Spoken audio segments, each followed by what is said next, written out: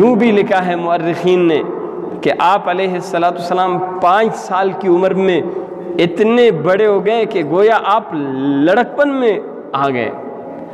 5 سال کی عمر میں تو بچپنا ہوتا ہے، لڑکپنا نہیں ہوتا۔ 5 سال کی عمر ہے، اماں حلیمہ سعدیہ رضی اللہ عنہ آپ کو لے کر آ رہی ہے، اور یہاں پہ آتے ہوئے آپ علیہ السلام کی ذات اقدس اماں حلیمہ سعدیہ رضی اللہ عنہ سے الگ تشریف لے جاتے ہیں اور الگ ہو جاتے ہیں۔ اماں حلیمہ سعدیہ رضی اللہ عنہ پریشانی کے عالم میں پہنچ جاتی ہیں گھر۔ اماں آمنہ کو کہہ دیتی ہے کہ محمد مصطفیٰ احمد مجتبیٰ صلی اللہ علیہ وسلم کے بارے میں کہ میں ان کو لے کر آئی، یہیں پہ مکہ کے قریب ہم سے کہیں پہ بچھڑ گیا ہے۔ اب سب پریشان کہ بچہ بچھڑ گیا ہے۔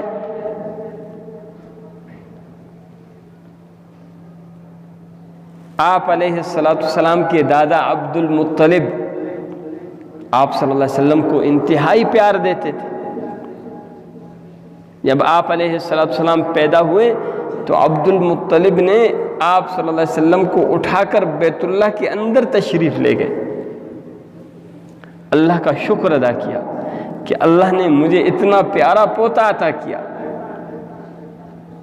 بہت پریشانی میں آپ نکلے ہیں اور مکہ المکرمہ کے باہر دیکھتے ہیں کہ ایک لڑکا کڑا ہے، خوبصورت لڑکا ہے۔ ان سے پوچھتے ہیں کہ بیٹا یہاں پہ کوئی بچہ محمد نامی آپ کو نہیں ملا؟ تو کہتے ہیں ابا جان، دادا جان، میں ہی محمد ہوں صلی اللہ علیہ وآلہ وسلم۔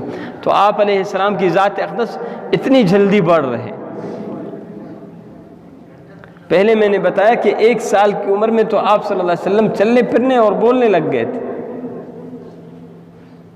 اتنی برکت اللہ کی طرف سے آپ کو عطا کی گئی تھی۔ جس جسم میں 4000 مردوں کے برابر طاقت اللہ نے پیدا کرنی ہو، اس جسم کی پرورش بھی تو ایسی ہوگی۔ جس کو کسی موقع پر ایک پہلوان نے کہا کہ اگر تو مجھے بچھاڑ دے تو میں ایمان لے آؤں گا، وہ اس پہلوان کو کوئی نہیں بچھاڑ سکتا تھا۔ آقا دو جہاں صلی اللہ علیہ وسلم نے ان کو آرام سے اٹھایا۔